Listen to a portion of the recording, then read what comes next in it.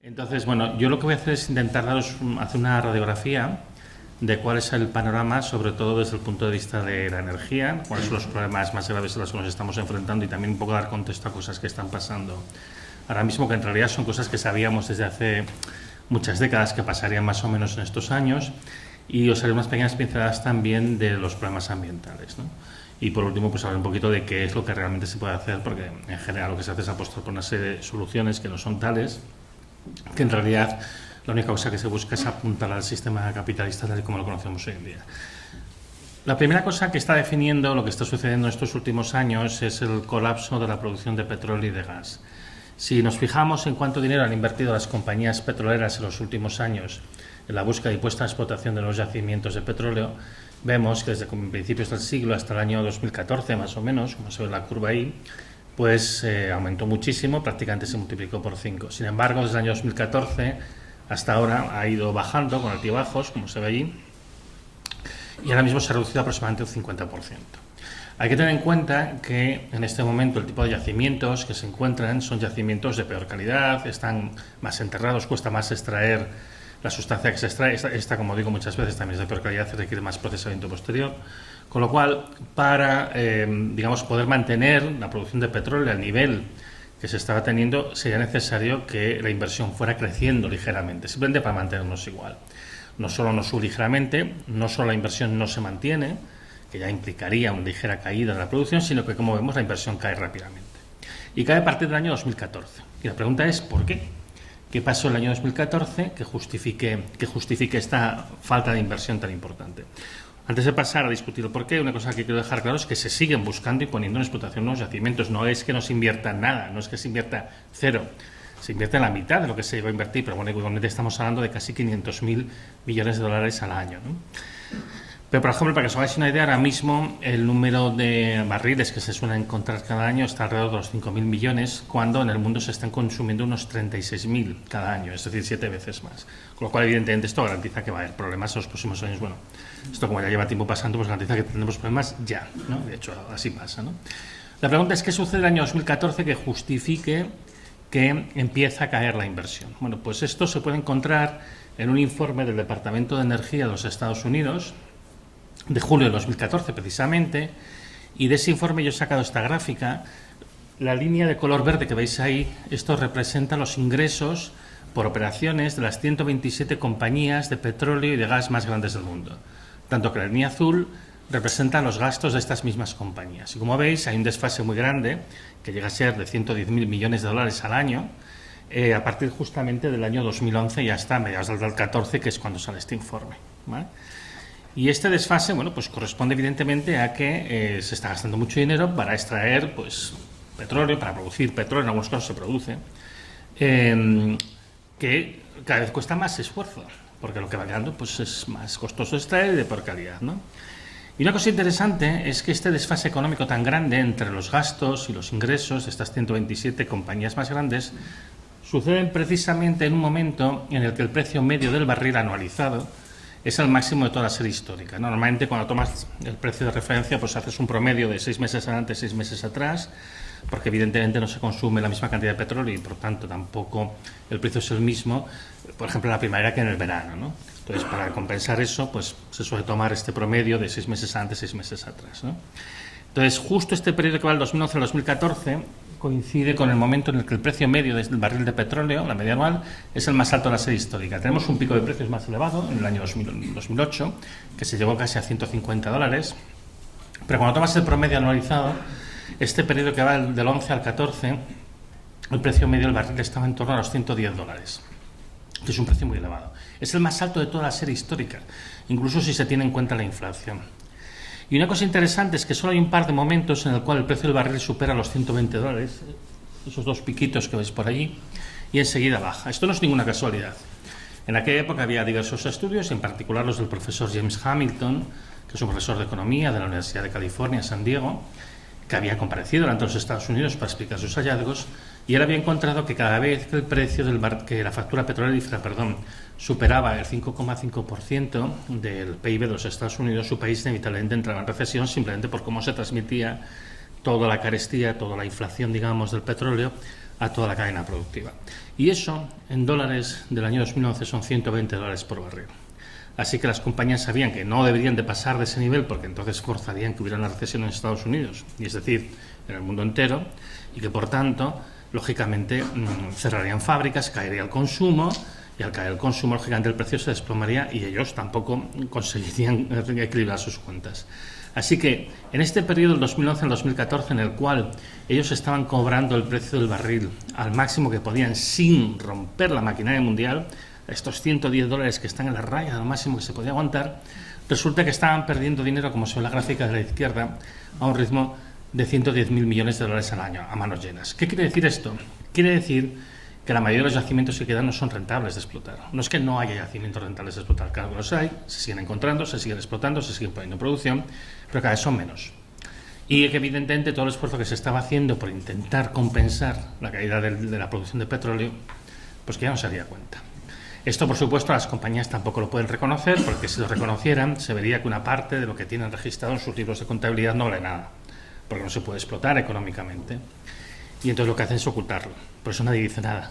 Pero lo que queda claro a partir del año 2014 es que queda ya menos petróleo, poco petróleo, que merece la pena explotar. La Agencia Internacional de la Energía, cuando hace sus previsiones, pues tiene la dificultad de acomodar esta dura realidad con las previsiones de los modelos económicos que son construidos desde la OCDE. La Agencia Internacional de la Energía es una agencia de la OCDE, de la Organización para la Cooperación y el Desarrollo Económico, que engloba a los países más ricos del mundo, evidentemente toda la Unión Europea, los Estados Unidos, Canadá, Japón, Australia, etc. Y el cometido de esta agencia es asesorar en materia de política energética a estos países.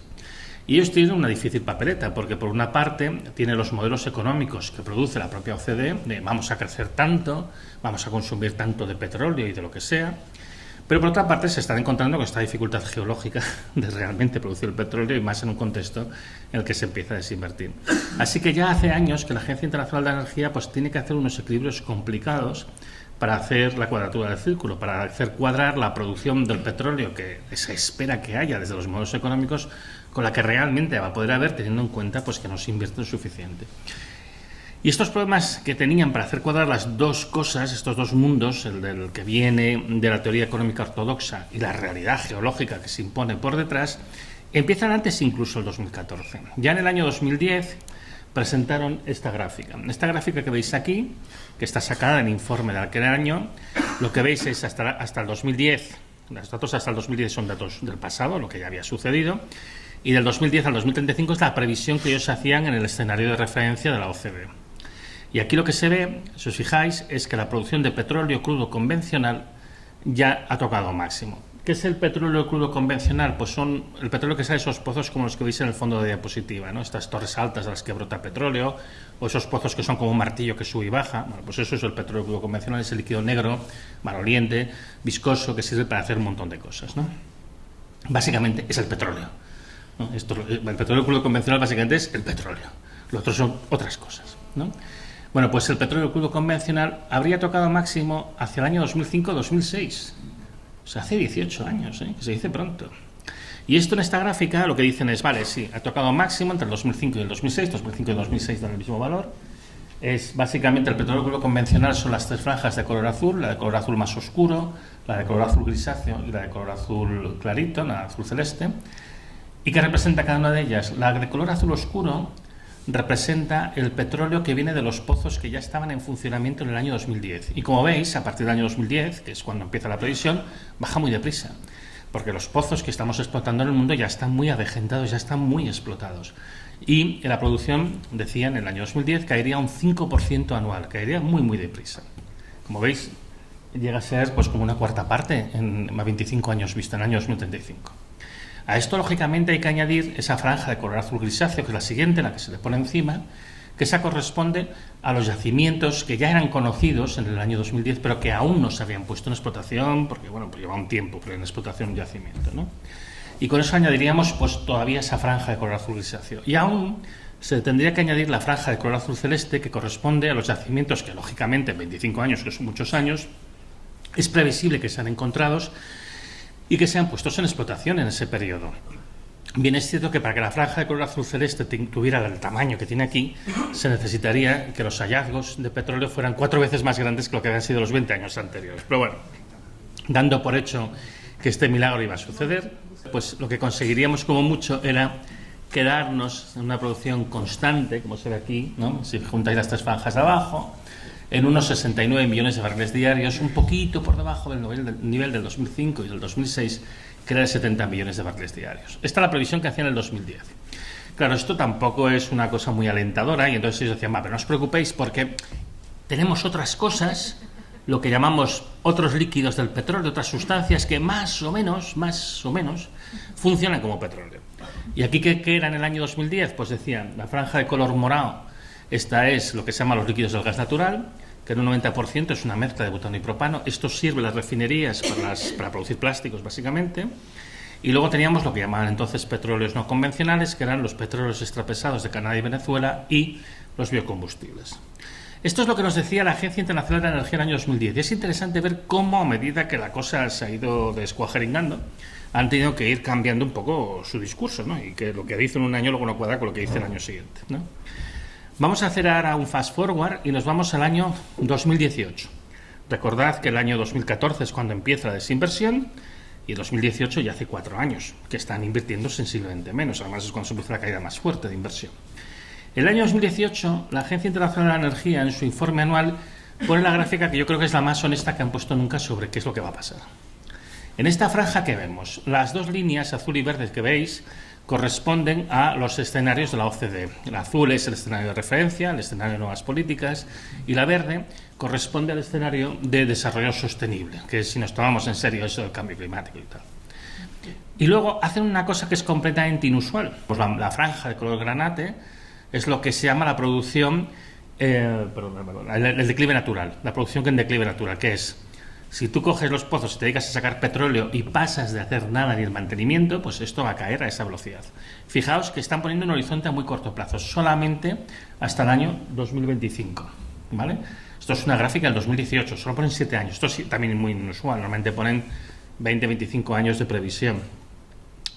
A esta franja de declive natural, que es lo que pasaría si no inviertes ni un duro más en los pozos, hay que añadirles a otra franja de color rosa, que es lo que se llama el declive observado, que es lo que pasaría si sí que inviertes en mejorar los pozos, en ampliarlos un poco, bueno, intentar sacar el máximo jugo a todo eso, ¿no?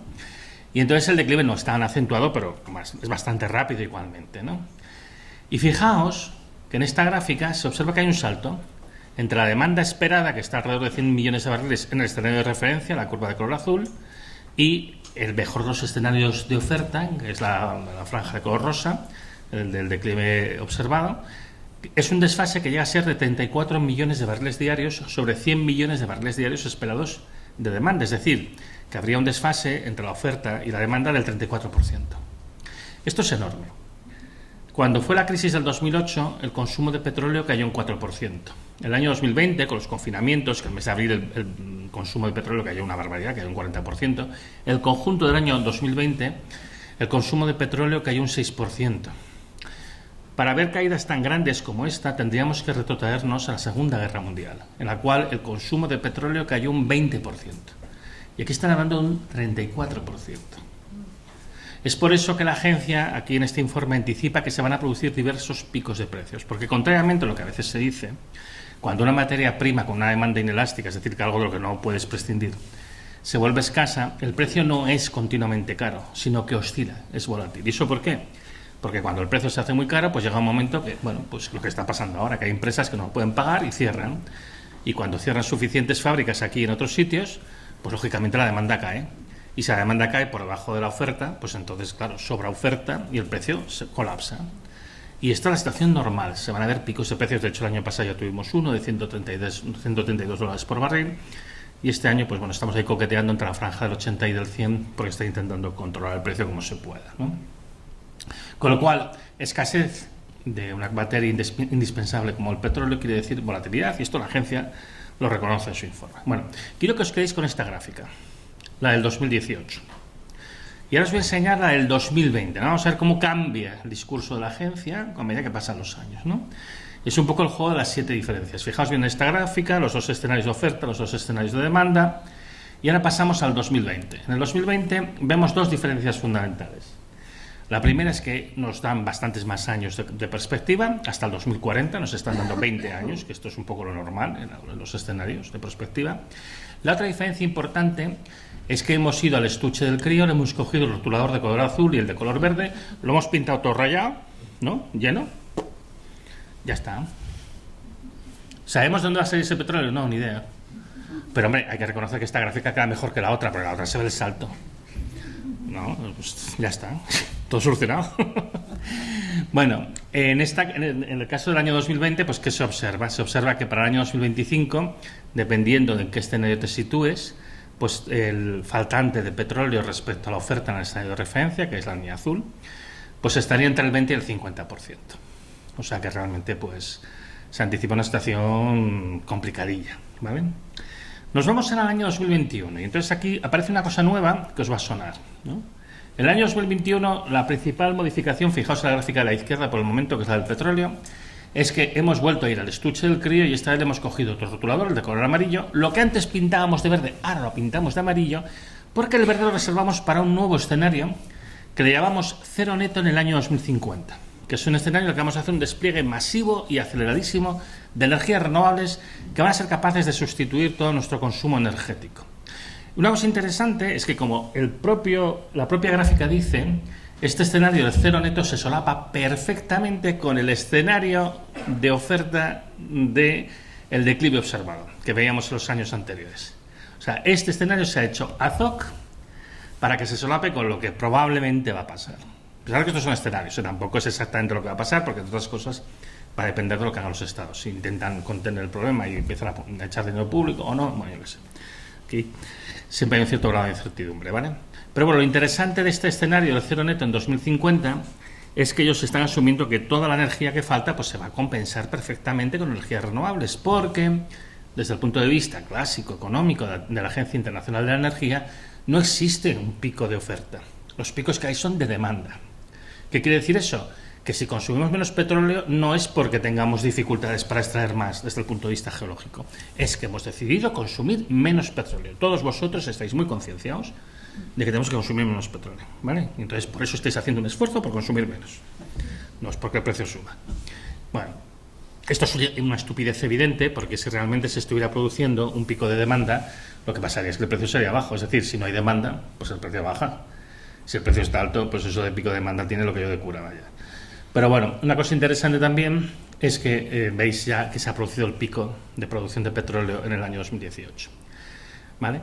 Otra cosa interesante es que este escenario del cero neto en el año 2050 implica pues incrementar los ritmos de extracción de materiales críticos para poner todos esos sistemas renovables en el modelo de renovable eléctrica industrial, que luego discutiremos, a unos ritmos absolutamente alucinantes. Es decir, se está asumiendo que la producción anual de litio en el año 2050 se va a multiplicar con respecto al valor de ahora por 120. En los últimos 10 años la hemos multiplicado por 3 y ha costado un carajo. Y dicen que vamos a multiplicarlo por 120 más. Lo que es lo que tienen los testers, ¿no? Que hacen una división y te da un número, ¿no? Pues bueno, la producción de níquel y de cobalto se va a multiplicar por 42. La de grafito por 25. Son números absurdos, es que ni entran los camiones las zonas de extracción, pero igual. No podemos aceptar que evidentemente tal cosa no va a pasar, ¿no? Porque hay que buscar siempre una manera de continuar tirando esto hacia adelante. La otra cosa interesante es que si veis la gráfica a la derecha, ahora sí, es la gráfica del gas natural, y fijándonos sobre todo en esa franja de color verde que es el escenario este del cero neto, que probablemente es lo que se va a parecer más a lo que al final acabe pasando. Bueno, pues ahí se ve por primera vez que hay un pico, que habrá un pico en la producción de gas antes del 2030, lo cual, por cierto, coincide con todos los modelos geológicos que teníamos sobre la explotación del gas. O sea, todo al final va cuadrando con los modelos geológicos, qué casualidad, ¿no? Bueno, nos vamos al año 22. La de este año, perdón, la que ha salido el mes pasado, es muy parecida. Me estoy fijando ahora solamente en el escenario del cero neto, porque es el que yo creo que se va a parecer más a lo que realmente va a pasar, ¿no? Los otros escenarios no son tan radicales, en ninguno de ellos crece la producción de combustibles fósiles, sino que disminuye. De nuevo, como siempre, el discurso es no hay ningún problema de oferta, es un pico de demanda y patatín. Bueno. Entonces, en el escenario cero neto, que como digo, me parece que va a ser lo más parecido a la realidad, excepto por el hecho de que no hay una sustitución masiva por renovables, las curvas que la Agencia Internacional de la Energía espera que se produzcan son estas. Veis que hay un declive rápido en las próximas décadas, de la producción de petróleo, de gas y de carbón. La de carbón yo considero que es un poco demasiado rápida, ¿eh? Yo creo que esto es porque aquí no se consume tanto carbón y por eso la Agencia Internacional de Energía pone esto, porque yo creo que al contrario el carbón va a tener un declive más lento. Pero bueno, ya nos están diciendo la fiesta se acaba, por lo menos en lo que a los fósiles se refiere. Pero por supuesto recordad que esto es un pico de demanda. Habéis decidido que no queréis consumir los combustibles fósiles, ¿vale? ¿Cuál es la situación actual? Esto es un gráfico de los últimos años con datos del Departamento de Energía de los Estados Unidos. Aquí incluye únicamente el petróleo crudo y condensado, que se llama. Excluyo los líquidos del gas natural porque es la categoría que se está utilizando para camuflar el problema que hay con el petróleo. Como digo, los líquidos del gas natural tan solo sirven para incrementar la producción de plásticos, la fracción que es butano y propano. Y aquí, pues quedándonos con lo que es el petróleo, digamos, que se puede utilizar como combustible, vemos que el máximo de producción se alcanzó en el año noviembre del 2018 en unos 84,2 millones de barriles diarios. Después baja, el año 2019 intenta recuperarse, a principios del 2020 pues cae en picado, lógicamente, los confinamientos de la COVID y demás, y el resto del año 2021 se va recuperando, en 2022, ¡plaf!, hay la invasión de Rusia en Ucrania y entonces, lógicamente, cae. Y luego intentamos recuperar, pero no. Esto ya no da para más. La sección roja que veis en esta curva es la previsión que hace el Departamento de Energía de cómo va a evolucionar la producción de petróleo en los siguientes años. Y ya veis que para el 25 no están contemplando que se llegue a superar el nivel del 2018 ni de coña. De hecho, yo creo que esta curva incluso es optimista, la del Departamento de Energía. En este momento, pues si miráis el valor del último mes que tenemos datos, que si no recuerdo mal es junio, sí, es junio de este año, pues estamos un 3,3% por debajo de los niveles del 18. Este año pues vamos a ver en cuánto lo cerramos, seguramente pues estarán alrededor del 4 y el 5% por debajo de los niveles del 18, y el problema es que si no hacemos nada, pues lo más probable es que pues el año que viene y el otro pues seguirá cayendo. Y no sé si llegaremos a ese entre 20 y 50% que estimaban en los informes del año 20, pero podemos tener una caída muy significativa. Y esto, evidentemente, pues va a causar problemas. Porque si hay menos petróleo disponible, de hecho, como veréis, ya está causando problemas. Una de las cosas que es más preocupante con el caso del petróleo es la producción de diésel. De todos los combustibles que obtenemos refinando petróleo, el que está dando más problemas, esto era una cosa perfectamente previsible, yo hace ya 11 años que escribo sobre esto y demás, es el diésel. Por sus características químicas, no es tan sencillo de producir como la gasolina, pero además también porque no se ha invertido en refinerías en muchísimo tiempo y entonces, bueno, pues cada vez es más difícil producir diésel. Aparte, luego hay otras cosillas que pasan, como que falta molibdeno, porque el principal producto de Rusia, etcétera. Bueno, lo que tenemos con la producción de diésel es que iba subiendo más o menos bien hasta el año 2005. En el año 2005 cambia un poco la pendiente, bueno, no sube tan rápido, va siguiendo. Llega el año 2008 y la crisis cae. Luego pues empieza a recuperarse en el año 2010. Y a partir del año 2010 sigue subiendo, pero ya sube como un poquito más, le cuesta más. Y en el año 15 pues se queda ya, llega a la meseta, tiene dos picos así significativos, uno en el 15, otro en el 17. Y a partir del año 17 empieza a bajar, después del 17. Cae el 18, cae el 19 y claro, cae muchísimo en el año 20 a consecuencia de la COVID. Y después intenta recuperarse y en el año 22 pues se tira el resto, sacamos todo lo que tenemos en los depósitos para intentar maximizar la cantidad de diésel. Se hace un esfuerzo increíble y en noviembre del año 22 llegamos a ese pico secundario que no consigue llegar a los niveles del 15 y del 17. Y después de eso, caída en picada. Con los datos del último mes que tenemos datos, que si no recuerdo mal es junio o julio de este año, porque esto siempre se reporta con cierto retraso, estamos ahora un 25% por debajo de los niveles del año 15, a nivel de producción de diésel. Y claro, el diésel es la sangre del sistema. El diésel es transporte, diésel es minería y diésel es agricultura. En este momento hay un montón de países en el mundo en el que se está racionando el acceso al combustible, incluso países que producen y exportan petróleo. En la Argentina hay un montón de gasolineras cerradas y se sabe que se va a perder una parte de la cosecha por culpa de la falta de diésel, como ya les ha pasado los últimos años, por cierto, pero este año parece que va a ser más grave.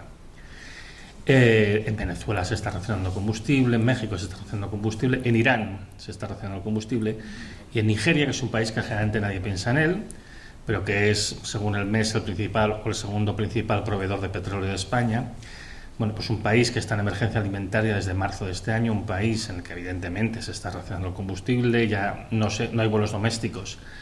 Eso que es un país muy grande y superpoblado, tiene 220 millones de habitantes, la quinta parte de la población de África vive en Nigeria, una cosa impresionante. Bueno, pues ya no hay queroseno para los aviones, para los vuelos domésticos, está habiendo apagones y bueno, pues está habiendo una situación de creciente inestabilidad. Bueno, falta diésel en el mundo y esto tiene pinta de ir a peor, porque a medida que caiga la producción de petróleo, como sobre todo lo que más cae es el petróleo de buena calidad, que es el petróleo convencional, pues con mayor motivo cae el diésel. ¿Cuánto tiempo creéis que nos falta para que nos falte diésel aquí? Aquí nos quejamos porque va caro, pero hay países donde el problema no es que vaya caro, que va caro también, sino que no hay suficiente. Que tú vas y no hay suficiente y que te tienen que racionar y te dicen, no, tú como mucho 10 litros. Entonces, esto es una cosa que tarde o temprano va a pasar aquí. Va a pasar aquí, es inevitable. Pero nadie habla de ello. Bueno. Me falta por hablar de una materia prima energética no renovable, que es el uranio. Es una cosa muy curiosa, vergonzosa, diría yo, que en muchos de los informes anuales de la Agencia Internacional de la Energía, la palabra uranio no sale ni escrita. Se habla de energía nuclear, pero no se habla del combustible que utiliza, a no ser que de repente se alimente con pipí de unicornio, porque yo no lo entiendo. Esta omisión flagrante, que yo creo que tendría que subir algo de seriedad, pues algún gobierno tendría que decir, oye, ¿por qué no habláis del uranio?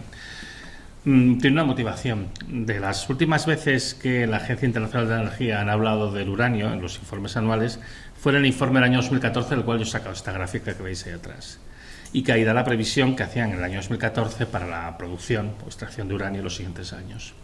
La franja de color más oscuro, azul oscuro, es la que corresponde a las minas existentes, ¿no? Y como veis, pues tiene un proceso de declive bastante rapidito, porque esto es lo que le pasa al uranio. La geología del uranio favorece que una vez que llegas al máximo, la producción cae muy deprisa. A esto hay que añadirle esa franja de color verde, que es lo que se llama las reservas secundarias, que esto esencialmente es el uranio que se extrajo en exceso en décadas anteriores y que mayoritariamente ahora está almacenado en forma de bombas atómicas, que se desmantelan para alimentar las centrales nucleares. Mira, de lo malo, por lo menos tenemos menos bombas atómicas. El 23% de todo el combustible nuclear que se utiliza en centrales nucleares en el mundo viene de estas reservas secundarias. Y a esto, en la previsión que hacían en el año 2014, hay que añadirle esa franja, que para mí es de color naranja, pero yo soy un poco malo juzgando los colores, soy hombre, que es lo que llama la producción de las minas identificadas, ¿no? Son minas que me ha dicho mi cuñado que ahí abajo hay mucho uranio. Ahí nadie ha abierto el primer agujero, han hecho catas, pero de verdad que yo he ido a colaborar de Ceuri y te digo que hay uranio ahí por un tubo, vamos. Que es bastante estúpido de esto, ¿no? Decir estas cosas porque hasta que no empiezas a producir, porque siempre hay muchos problemas in situ cuando empiezas, bueno, es igual. Entonces, aquí con esta parte de pensamiento mágico importante que tiene esa franja, incluso poniendo lo mejor de nuestras voluntades para creernos que vamos a sacar tanto uranio como nos salga a las narices, pues resultaría que la producción de uranio iría subiendo, llegaría a un máximo el 2025 y a partir de aquí empezaría a bajar. Por otra parte, el escenario de la OCDE, siempre hacia el infinito y más allá creciendo, asumía que el consumo de uranio pues iría creciendo durante los siguientes años, sin parar. Y a partir de 2025, pues el consumo de uranio subiría y la producción de uranio bajaría. Y entre medias, ¿qué hacemos? No pasa nada, lo tenemos controlado, volvemos a ir al estuche del crío, cogemos el rotulador de color rojo esta vez, lo pintamos rayado, que me han dicho que esto en los mapas queda muy bien, le pongo supply gap, que en inglés queda muy cool, que en castellano quiere decir faltante de suministro, y lo dejo así. Y es la figura 1115 del informe anual del año 2014 de la Agencia Internacional de la Energía. O sea, es ridículo, pero es así, lo podéis ir a buscar. Es una cosa que a mí me alucina. Luego si en el informe dice, bueno, no sé qué, todavía no se han identificado los recursos. Me estás diciendo que no tienes ni puñetera idea de dónde saldrá este uranio. Y lo dejaron así. Desde el año 2014 han pasado algunos años. Podemos ver hasta qué punto esto había pasado, ¿no? ¿Creéis que la producción de uranio todavía está siguiendo, porque tiene que seguir subiendo hasta el año 2025, o ahora pasa otra cosa? Bueno, pues esto es lo que ha pasado con la extracción de uranio en el mundo, con datos, todos estos datos de la producción de las minas, ¿vale? ¿Qué vemos? Pues con oscilaciones, el máximo se consiguió en el año 2016 y desde el año 2016 ha ido bajando con oscilaciones y ahora mismo es un 23% inferior al año 2016, siguiendo, por cierto, perfectamente los modelos geológicos de agotamiento del uranio que teníamos, que decían que el pico sería hacia 2015 y que luego iría bajando rápido. No es ninguna sorpresa. Aún se habla del futuro nuclear. Yo no sé con qué uranio, sinceramente, pero bueno. En todo caso, por recapitular, ¿cuál es la situación de las fuentes de energía ahora mismo? Las fuentes de energía no renovables, ¿no? Pues tenemos, por la parte del petróleo, tenemos que el máximo de extracción de petróleo crudo convencional fue el año 2005, hace 18 años, no son noticias frescas precisamente. Y si añadimos todas esas otras cosas sucedáneas que dicen que son más o menos parecidos al petróleo, más o menos, el máximo se hubiera producido en el año 2018, que son 5 años igualmente, que ya también hace un ratito. Y representaba, según los datos del informe anual de BP del año 2022, que se refiere al año 2021, pues el 30,9% de la energía primaria mundial. Estas no me las sé de memoria, las tengo que mirar. En el caso del carbón, su máximo a día de hoy no está claro que se haya conseguido. Lleva desde el año 2014, que va subiendo y bajando. Está más o menos en los mismos niveles, pero es verdad que el año 2022 se produjo un poquito más, ¿vale? En todo caso está ahí, ya tiene pinta de que está llegando, ya está esta meseta ondulante típica de que ya está llegando, y representa el 24,4% de la energía primaria mundial. En cuanto al gas natural, esta todavía no ha llegado a su máximo, sabemos que va a llegar a su máximo de producción dentro de esta década, probablemente dentro de este lustro, y representaba, esta sí que me la sé, el 26,9% de la energía primaria mundial. Por último, si hablamos del uranio, su máximo clarísimamente fue en el año 2016 y representaba el 4,3% de toda la energía primaria mundial, que también tiene ahí lo mucho que se habla de la energía nuclear, teniendo en cuenta que no es tanto lo que representa del mix total. Si tomamos, por tanto, la contribución conjunta de todas las fuentes de energía no renovables, nos encontramos que su máximo a día de hoy se había producido el año 2019 y representando en ese momento unos 517 exajulios y el 89% de la energía primaria mundial. Los últimos datos que tengo consolidados, porque soy un poco baguete y aún no me he mirado los del año pasado, entonces son los del año 21. El año 21 se produjo un poquito menos de energía, 515 exajulios, y era el 87% de la energía primaria mundial, porque la energía que viene de las renovables se había subido un poquito. Un punto importante que hay que entender, pues el agotamiento de los combustibles fósiles, el uranio, en todo caso las materias primas no renovables, no es algo que se produzca repentinamente. ¿En qué año se acaba el petróleo? De aquí a un siglo seguramente se va a seguir extrayendo petróleo. Ese no es ni nunca ha sido el problema. O sea, lo que sucede con todas las materias primas agotables es que se llega a un máximo de producción y a partir de aquí se produce un fenómeno inexorable de declive progresivo, que puede ser más o menos progresivo dependiendo de las decisiones que tomemos, en el que cada vez vas teniendo menos. Y esto se produce por razones geológicas. Aquí no hay nadie que pueda evitarlo. Puedes meter tecnología, puedes hacer lo que quieras, al final siempre hay un declive porque al final siempre gana la geología y la termodinámica. Entonces, las cosas no se acaban de golpe. Lo que sucede es que cada vez vas teniendo menos. Tu producción va cayendo, con lo cual quiere decir que tienes menos energía disponible cada año. Esto yo lo comparo siempre pues, con la situación de una persona en la cual pues, tiene un sueldo que le van bajando un 3% cada año, ¿no? Además, como yo vengo de Cataluña, el 3% pues viene muy bien. No, pues a ti, si te están bajando tu sueldo un 3% cada año, lo que te va pasando es que cada vez vas cobrando menos. Pero no dejas de cobrar nunca, tú siempre vas cobrando menos, pero bueno, pues sigues cobrando y estás ahí. Pero claro, cada vez te cuesta más llegar a final de mes. Bueno, pues esta es la dificultad que tenemos con el declive energético, es decir, no nos quedamos sin energía de golpe, pero lo que sucede es que bueno, nuestro sueldo energético está disminuyendo y nos encontramos con que hay inflación de los alimentos y de otras cosas, que hay problemas en la cadena de suministros y que empieza a haber una conflictividad creciente entre los países y dentro de los países, porque cada vez nos cuesta más llegar a final de mes, digamos, energéticamente. O sea, esto es lo que pasa. Las cosas nos agotan de golpe, pero los problemas empiezan cuando ya no son capaces de seguir nuestro ritmo. Que este es exactamente el problema que tenemos. Como por cierto ya se había previsto hace 50 años. Pero es que 50 años no hemos tenido, que es básicamente mi edad, yo tengo 53, no hemos tenido tiempo suficiente, se ve, para entender esto, ¿no? Ya es un poco triste. En fin, esta es la situación de las fuentes de energía no renovables, ¿no? Por tanto, está claro que bueno, pues tendremos que hacer una transición a las energías renovables, ¿no? Ya sea porque queremos luchar contra el problema del cambio climático, que es gravísimo, o bien porque simplemente debido al agotamiento geológico de los combustibles fósiles del uranio tenemos que buscar una alternativa. Está claro, y que nadie diga que yo digo lo contrario, que tenemos que ir a un modelo 100% renovable. Eso está claro, no tiene discusión posible. Es más, si nos hubiéramos tomado en serio la lucha contra el cambio climático, ni nos hubiéramos dado cuenta del problema del agotamiento geológico, porque los requerimientos que necesitábamos cumplir de disminución de la extracción de combustibles fósiles eran mucho más exigentes que la caída geológica. Si hemos notado la caída geológica, es debido a que somos unos hipócritas. Bueno, no vosotros en particular, pero todos como sociedad, porque realmente lo del cambio climático nos importa una mierda, son las cosas como son. Pero bueno, en cualquier caso, tenemos que ir a un 100% renovable, y yo digo lo mismo, tenemos que ir a un 100% renovable y además cuanto antes, mejor. Pero que el 100% sea renovable, que eso es indiscutible, no quiere decir que sea la misma cantidad que ahora. Porque resulta que las energías renovables pues tienen limitaciones que realmente se discuten porque no mola hablar de ellas, sobre todo bueno, pues una perspectiva capitalista crecentista.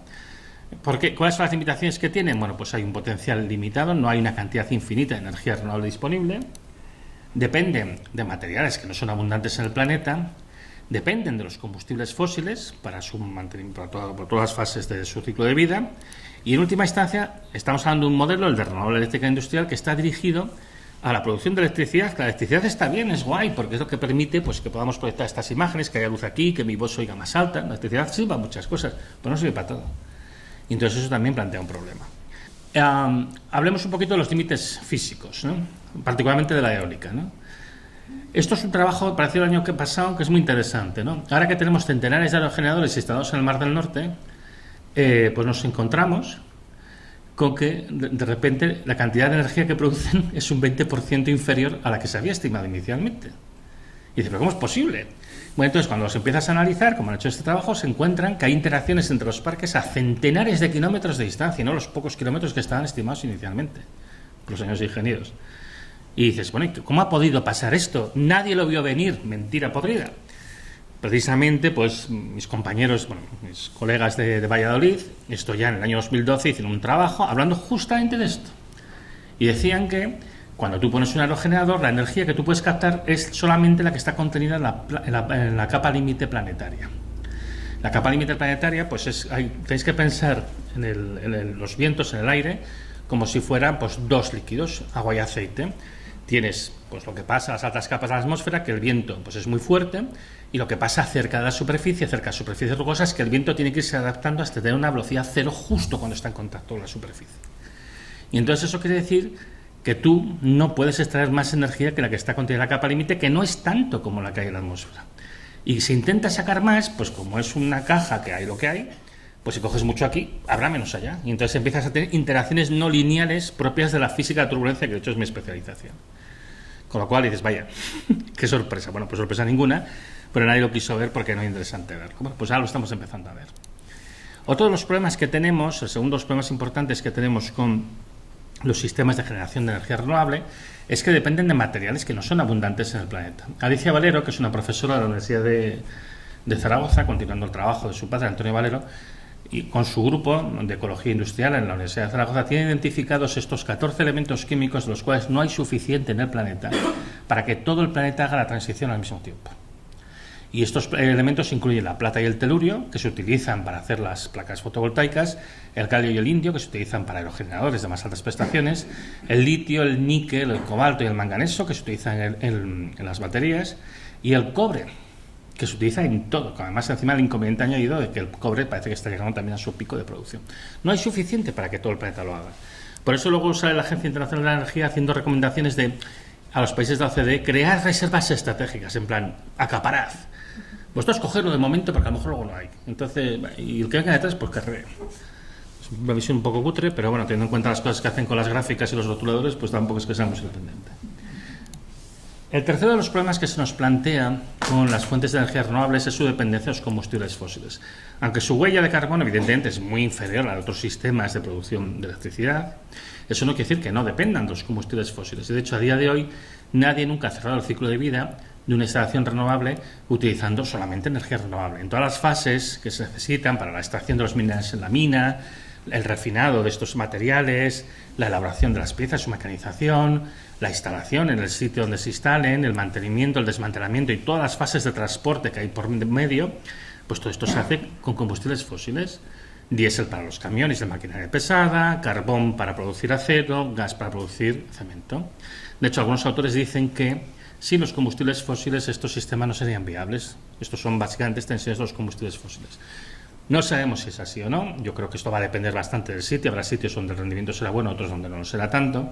Pero hay una cosa que sí que está pasando que es bastante notoria, y es que todas las compañías que se dedican a fabricar aerogeneradores están en problemas desde el año pasado, en parte por lo que llaman el encarecimiento de los suministros, ¿no? La cadena de suministro, porque todo se ha vuelto escaso y entonces las cosas son más caras y tenemos algunos problemillas y tal, ¿no? Entonces, por ejemplo, tenemos Nordex, que es la más pequeña de las grandes occidentales, porque las chinas esto se ve que no les afecta. Bueno, pues Nordex el año pasado perdió 200 millones de dólares. Si vamos a Vestas, que era la más grande hasta hace 3 años, Vestas perdió 1.600 millones de dólares. General Electric, la división de eólica, perdió 2.200. Y el caso más interesante es el de Gamesa, que por cierto está últimamente en los periódicos. El año pasado perdió 1.000 millones de dólares, hizo un concurso de acreedores, se reestructuró, un nuevo plan de negocio, y justo después de esto otros 1.000 millones. Este año, hasta agosto, Gamesa había perdido 4.500 millones de dólares. De hecho, ha llegado a un punto en el que ya no suministraban más aerogeneradores. Si leéis la prensa, dicen, no, bueno, los problemas de la cadena de suministros, que los contratos se firmaron antes tal, los problemas administrativos, y luego con voz pequeña te dicen, y algunos problemas técnicos con las turbinas. Estos algunos problemas técnicos con las turbinas es que las turbinas que instalaron hace entre 3 y 5 años se les están rompiendo. Los aerogeneradores de 5 y 7 megavatios se están rompiendo. Porque claro, hemos pasado los aerogeneradores de 3 megavatios con palas que eran de 20 toneladas cada una de ellas, pues a otros que tienen palas, que cada pala, son 3, pues pesan 40 o 60 toneladas. Y entonces, bueno, pues las estructuras no están resistiendo y se están rompiendo. Por cierto, no solo le pasa a Gamesa. Lo que pasa es que Gamesa quizás son los que más estiran el brazo más que la manga. Pensad que la mitad de los aerogeneradores que hay instalados en España son de Gamesa. ¿Y ahora qué hacemos? Porque eso está instalado y no tenemos un diseño alternativo que no se rompa y tenían que durar 20 años. ¿Qué vamos a hacer ahora? Yo no lo sé. Un amigo mío ingeniero me decía, no me das creer que no podemos diseñar aerogeneradores que no se rompan, que no puedan durar, aerogeneradores de 5 y de los grandes, ¿eh? Los que se están rompiendo son los grandes, los más pequeños no tienen este problema, porque sí que están dentro del límite de lo razonable. Y no me das creer que no podemos hacer aerogeneradores de 5 y de 7 megavatios que no se rompan. Digo, claro que sí que podemos hacerlo, por supuesto que sí. Tú pones ahí un montón de fibra de carbono, lo refuerzas con titanio, vamos, viene un huracán y no la rompe. Ahora, ¿a qué coste? Porque este es el problema que siempre hay en cualquier ingeniería. Hay un compromiso entre desempeño y coste. Entonces el problema es que se han fijado unos objetivos de coste que son absurdos.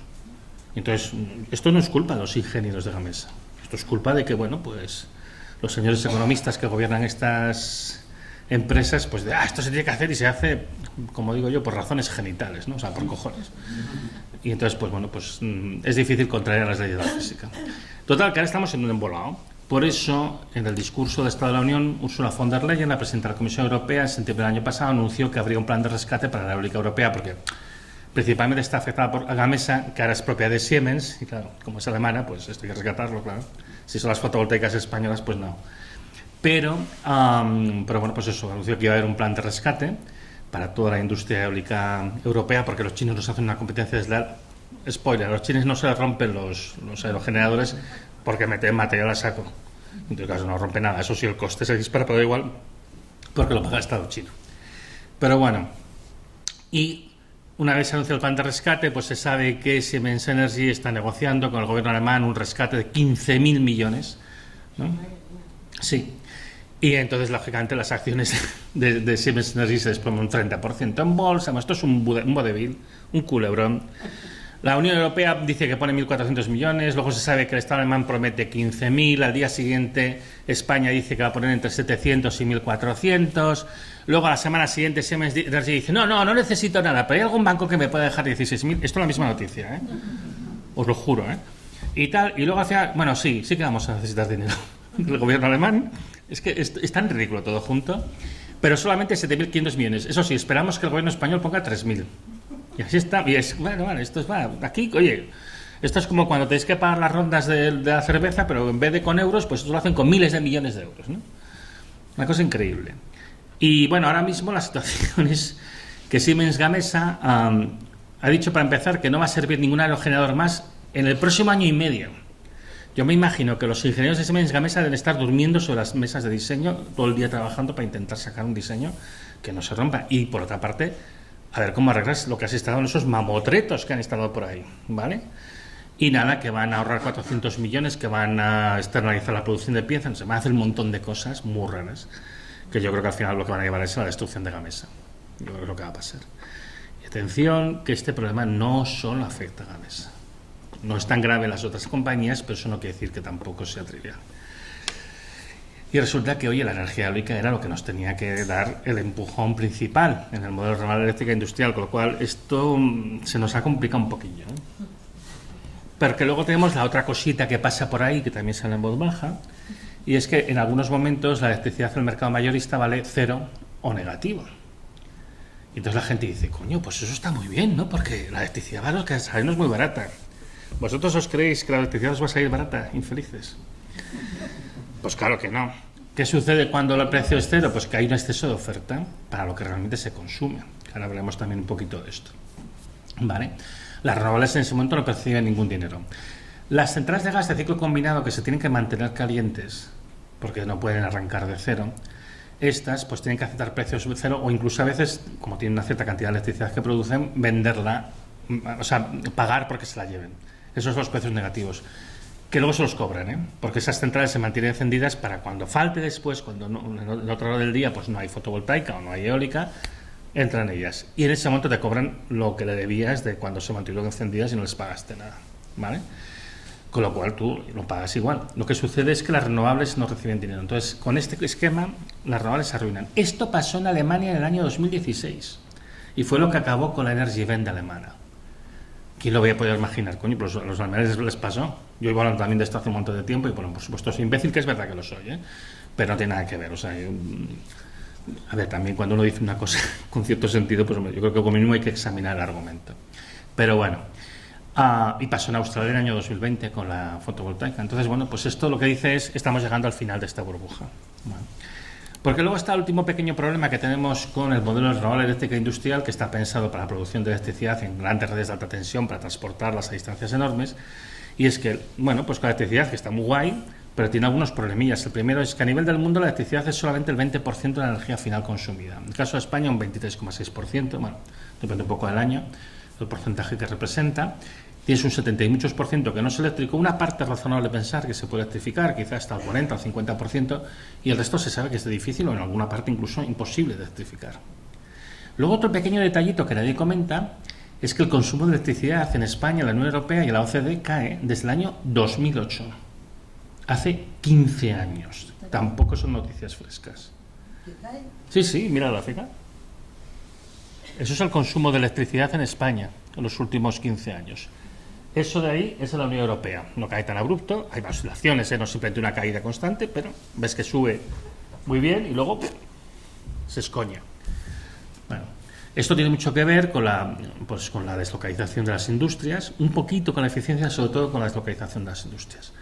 Nos están diciendo que tenemos que instalar grandes cantidades de electricidad porque este es el modo de transición cuando no sabemos qué hacer con ello. Porque la energía no la consumimos mayoritariamente en forma de electricidad. Recordar, es solamente un 20 y pico % que consumimos de manera eléctrica. Hay que intentar incrementar el consumo de electricidad, sí, me parece bien, pero también hay que pensar que eso tiene también límites. Y a lo mejor hay que pensar en otras cosas, en las que evidentemente nadie piensa porque nadie quiere aceptar que en el fondo lo que sucede es que este modelo de consumo no se puede mantener. Porque técnicamente no sabemos ni cómo mantenerlo. Entonces, bueno, nos venden coches eléctricos que saben perfectamente que no se pueden generalizar a toda la población porque no hay materiales suficientes. Nos venden hidrógeno que también depende de materiales escasos y encima es un vector de mierda porque es muy ineficiente en su producción y genera un montón de problemas. Pero de momento vamos a construir, vamos a invertir en esto, vamos a embolsarnos la subvención que toque y el que venga detrás de nuevo pues que arregle. Modelo habitual. Bueno, en este momento lo que estamos sufriendo es un proceso de desindustrialización muy acelerado en Europa. Están cerrando empresas a toda velocidad, sobre todo en Alemania. Bosch presentó el año pasado por primera vez pérdidas en Alemania. Han cerrado una parte del complejo de Ludwigshafen, que justamente la relaciona con un complejo integrado. Pero no solo es eso. En toda Alemania pues está explotando la inversión industrial, están parando un montón de empresas, se calcula que alrededor del 23% y lo que te queda. Y bueno, pues esto, la Unión Europea y los demás países pues ya saben que en el fondo algo de esto hay que hacer frente a esto. Ellos ya saben que esto pasa y por qué pasa. Entonces, bueno, pues así tenemos la Unión Europea diciéndonos que de aquí al 2030 todos los países de Europa tienen que reducir su consumo total de energía, no de electricidad, total de energía, alrededor de un 12%. En Francia, que son mejores, bueno, pues ellos el año pasado aprobaron un plan para reducirlo hasta un 10% el consumo total de energía de aquí al 2025 y un 40% hasta el 2050. Y en Alemania hablan de reducirlo un 26,5% en el 2030. Todo esto, evidentemente, va a ir acompañado de una gran destrucción económica, porque el consumo de energía está ligado a la producción económica. Y bueno, pues en medio de todo este marasmo y todos estos problemas, una cosa que también estamos observando en todas partes es pues una represión creciente, ¿no? Un caso muy interesante es el caso del movimiento Les Soulèvements de la Terre, los levantamientos de la tierra en Francia, una asociación con 110.000 personas que engloba pues campesinos, agricultores, activistas, científicos, profesores, que básicamente bueno, pues denuncian que en medio de la sequía más grande que ha sufrido Francia en siglos, pues se ha privatizado el acceso al agua y se han creado grandes balsas para que solo puedan acceder, claro, los que lo paguen, que fundamentalmente son por las grandes empresas agropecuarias, ¿no? En mayo les declararon un grupo ecoterrorista y lo legalizaron. Luego el Tribunal Constitucional francés dijo, joder, os estáis pasando un pelo, y anuló esto en julio, pero seguramente volverán a ello, ¿eh? Y bueno, en el momento de la Asamblea Francesa lo que sí que ha autorizado es que pueden utilizar tu móvil para escucharte. Esto, por cierto, ya pasa, ¿eh? Lo que pasa es que ahora es legal. ¿Cómo para escucharte? Sí, tú cuando llevas el móvil encima, aunque lo tengas apagado, pueden activar el micrófono y la cámara y te pueden ver. ¿No lo sabías? Pues eso. Pero ahora en Francia es legal. Y bueno, pues aquí en España, entre otras cositas que pasan, pues bueno, sabéis, la gente que hizo esta performance delante de mis compañeros científicos y activistas que hicieron esta performance delante del Congreso de los Diputados en abril del 21, que tiraron agua con remolacha y colacao y luego van con botellitas para limpiarlo, que yo cuando lo hicieron dije, joder, qué cosa más tibia, ¿no? Pues nada, el fiscal les pidió 8 años de prisión, porque también habían atentado contra las altas instituciones del Estado. Luego esto yo creo que ya vieron que el nivel de ridículo era muy grande, y ahora solo les piden 21 meses de prisión. Ya el juicio está a punto de empezar ahora, creo que ya está en la parte de la vista oral, y bueno, pues nada, esto. El fiscal pide 21 meses de prisión para esta gente por tirar una pintura biodegradable. Bueno, en fin. Hablemos un poquito de los problemas ambientales, ¿no? Porque hemos hablado de los problemas de recursos y de energía, y yo últimamente quiero incidir mucho en el problema ambiental, porque yo creo que a veces tampoco entendemos exactamente dónde estamos en cuanto a degradación ambiental. Hemos visto límites de recursos, ahora hablemos de los límites pues, del planeta. Los recursos son las entradas, los límites ambientales son las salidas, la mierda que echamos en el planeta. Hace ya casi 20 años, el Instituto de Residencia de Estocolmo identificó 9 límites planetarios que no deberíamos de sobrepasar en ningún caso, porque si no pondríamos en peligro la continuidad de la especie humana, ¿vale? De estos 9 límites planetarios, podemos decir hoy con orgullo que no hemos sobrepasado uno, sino 6. Y si nos esforzamos, yo creo que podríamos sobrepasar los 9. Basta con sobrepasar uno para poner en peligro la continuidad de la especie. Hemos sobrepasado 6. Y el que está peor no es el cambio climático. Son lo que llaman novel entities, novel entities, que son todas las sustancias químicas que hemos dispersado en el medio ambiente. Metales pesados, plásticos, sustancias orgánicas persistentes, etcétera, etcétera. El segundo que está peor tampoco es el cambio climático, es la integridad de la biosfera. Básicamente eso que llaman la biodiversidad, la preservación de los ecosistemas, que claro, son las cosas que nos mantienen vivos, porque regeneran el aire, limpian el agua y hacen otras cosillas que nosotros las necesitamos. El tercero que está peor tampoco es el cambio climático. Es lo que se llama los ciclos biogeoquímicos, concretamente el fósforo y el nitrógeno, que es lo que está generando zonas muertas en el océano, por ejemplo, lo que pasa en la manga del Mar Menor, en Murcia, pero esto está pasando en muchas partes del océano global, y la degradación de los suelos, etcétera, etcétera. El cuarto es el cambio climático. Y luego todavía tenemos 2 más que hemos pasado, que es los cambios del uso del suelo y el agua dulce. Hablemos de cambio climático, porque el cambio climático es gravísimo, ¿eh? Pero no es el peor, y es gravísimo. Esta gráfica que veis aquí está sacada del informe de síntesis del IPCC, de la última revisión. Esto fue publicado en abril de este año. La línea de color azul es cómo tendrían que bajar las emisiones de CO2 para evitar que el planeta se caliente más de 1,5 grados, con un 50% de probabilidades, tampoco te pongas exquisito. Porque esto es lo que, cuando hablan de 1,5 grados, es con un 50% de probabilidad. En el año 2100. Como veis, las emisiones tendrían que caer a toda pastilla. Esto implica prácticamente para toda la industria, para todo ya. Yo diría que no va a pasar. Si queremos evitar que se caliente 2 grados, con un 50% de probabilidad, tendríamos que seguir la curva verde, que no es tan a toda pastilla, pero también es a toda leche, o sea, bastante... Cosa que también es bastante improbable que pase. De hecho, la trayectoria que seguimos es la línea roja, que hay mucha incertidumbre, pero básicamente nos llevan a un calentamiento del planeta, dicen, de entre el 2,2 y el 3,5 grados respecto a los niveles preindustriales. Para que nos hagamos una idea de qué significa esto, porque esto son temperaturas medias que se toman desde el polo sur hasta el polo norte todo, hay zonas más frías, zonas más calientes, y se promedia también durante todo un año, ¿no? Entonces, para que entendamos esto, en un planeta 2 grados por encima de los niveles preindustriales, las temperaturas típicas en verano en Madrid serían de 50 grados o más, que son temperaturas que ya empiezan a ser incompatibles con la vida humana. Esto es lo que representan 2 grados de calentamiento, ¿vale?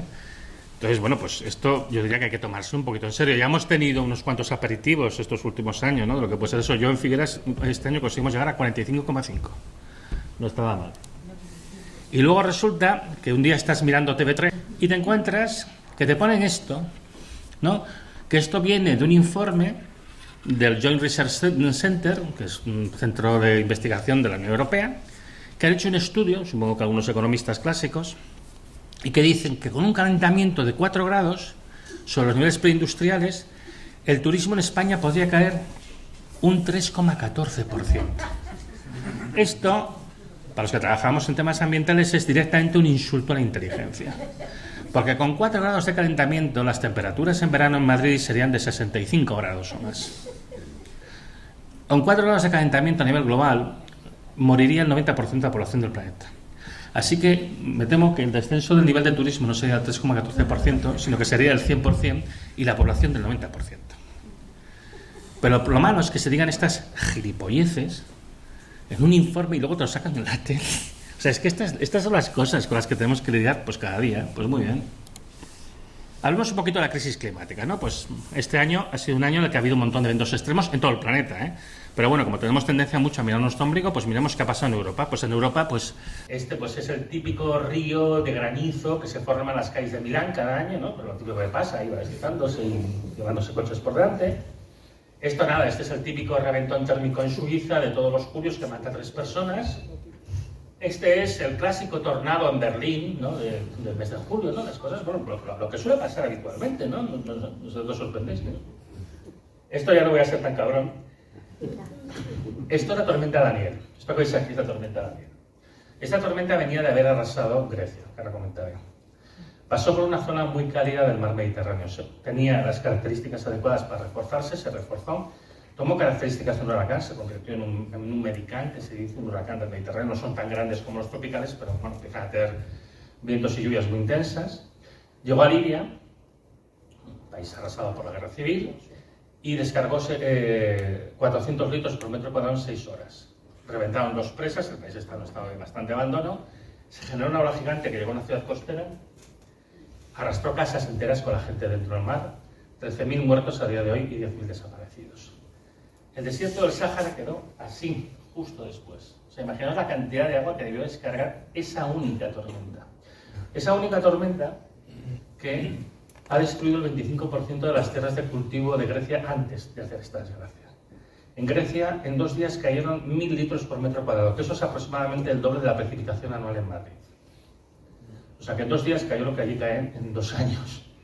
Y esto ha destruido el 25% de las tierras de cultivo, de las que han quedado anegadas o las que han tenido para esas escorrentías, pues que ha perdido la tierra que tenían para cultivar. Esto es Acapulco. Esto ha sido hace un mes. Bueno, había una tormenta tropical en el Océano Pacífico, cerca de la costa. En principio ningún modelo daba que esto fuera a tener mayores problemas, la tormenta tropical, bueno, sí lloverá, pero ¿sabes? Esta tormenta tropical se intensificó, la tormenta tropical Otis se intensificó y se convirtió en un huracán de máxima categoría en menos de 24 horas. Un huracán de categoría 5, con vientos de 260 km por hora y rachas de 315. Llegó a la costa del estado de Guerrero. No sabemos cuántos muertos hay porque el gobierno mexicano lo dice. Así quedaron los edificios de la parte alta, los edificios de la parte baja están todos anegados. Los muertos seguro se cuentan por miles, pero de momento nadie dice nada. Y esto, no sé si os acordáis, que hubo unas ciclogénesis explosivas hace unas semanas, unos tempestades que podían haber venido aquí, pero por suerte pues fueron un poco más para arriba. Entonces se fueron pues hacia la Bretaña francesa y hacia el Reino Unido, y esto es lo que hizo en Escocia. ¿no? El Ciria primero y luego el Domingos, que llegó el sábado, Domingos. Pero bueno, ¿cuánto tiempo creéis que va a faltar para que esto pase aquí?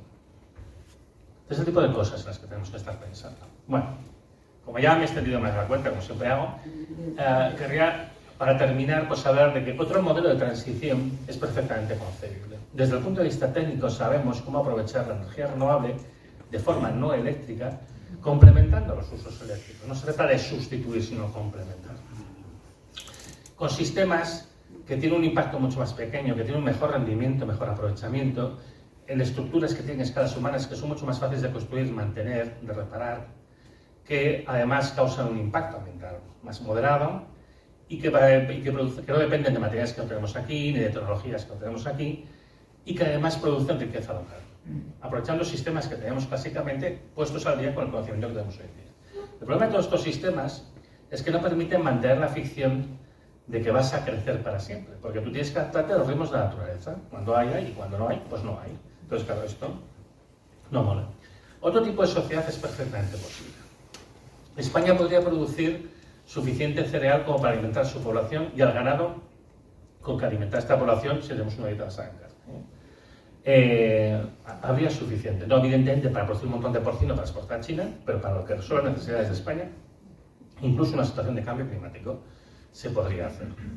Yo no conozco ningún estudio científico que nos muestre una fuente de energía mágica que sería capaz de resolver todo, aunque en los periódicos de cada semana siempre hay 2 o 3 noticias de la revolución energética y luego no pasa nada. Yo no conozco ningún estudio científico que nos muestre esto. Lo que sí que conozco son algunos estudios científicos que nos muestran que podríamos mantener un nivel de vida muy semejante al que tenemos ahora, incluso mejor, con cambios en el estilo de vida. Pero las cosas que realmente definen el nivel de vida podríamos conseguir consumiendo la 10ª parte de la energía de los materiales que estamos consumiendo en España en este momento. Que además es un modelo que se podría generalizar a todo el planeta. Se puede mejorar la eficiencia del transporte ya apostando por el vehículo eléctrico por excelencia, que es el tren electrificado. Que parece mentira que, tenemos tanta cosa cuando sabe perfectamente que es el medio más eficiente con diferencia. En cuanto a la electrónica, se puede fabricar una electrónica virtualmente eterna. Se puede hacer, se sabe hacer, ¿no? Ahí tenemos la sonda Voyager que 40 años después de haber sido lanzada al espacio todavía me ha enviado mensajes de vuelta. Yo siempre lo cuento, yo trabajo mucho con la Agencia Espacial Europea y el tipo de circuitos, las especificaciones que se ponen ahí en el espacio aguanta lo que sea, luego se queman porque hay radiación cósmica que es muy mala. Pero aquí en la Tierra podría durar prácticamente, bueno, no hace eterno, pero desde luego muchas décadas. De hecho, sin necesidad de ir al espacio, yo estoy seguro que más de uno o de una de vosotras tiene en algún cajón un teléfono Nokia que aún funciona. Bueno, pues esto es simplemente para recordar que, bueno, que podemos hacer las cosas de otra manera. Entonces, que bueno, pues la obsolescencia programada, el sobreconsumo, etc. Podemos incrementar enormemente el reciclaje ya desde el diseño, haciendo los diseños que favorezcan el reciclaje y también el modo de utilizar los distintos materiales. Podemos reducir el volumen de residuos y favorecer su reaprovechamiento, tendiendo a ese ideal de la economía circular al que nunca llegaremos porque siempre habrá ciertas pérdidas, para no estar tan lejos como estamos ahora. Y por último hay una cosa que está clara, que el planeta no tiene una capacidad de mantener un número infinito de humanos.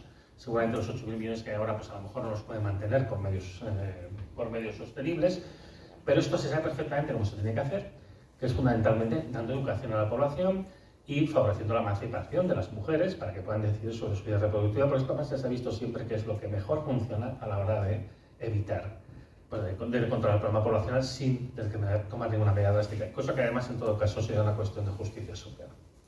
Por terminar, el colapso de las fuentes de energía no renovable, bueno, los combustibles fósiles y el uranio nos lleva a una situación pues, muy complicada en los próximos años, está forzando un cambio energético inaplazable.